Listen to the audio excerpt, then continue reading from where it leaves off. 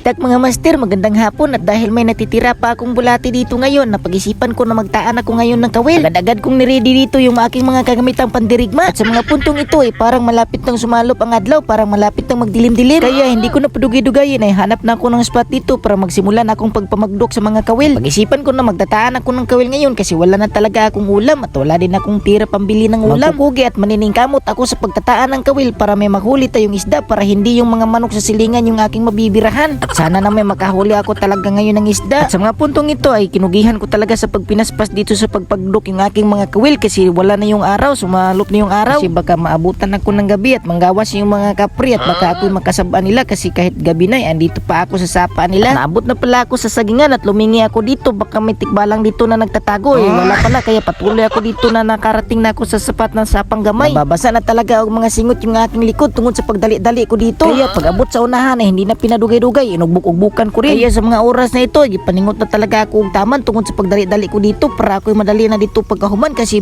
parang dumidilim-dilim na gyud ang paligid. Magalit yung mga ako dito kasi at tayo nagabihan at tayo bibirahin dun sa tubig na. Unsaon na lang. At kaya sa mga puntong ito ay nagdali-dali na talaga ako og taman dito kay para mahuman na jud ako dito kasi malapit na jud mungit-ngit. Sa wakas ay nahuman na din. Sana naman makahulit yung bukas, gipaningot ako og taman.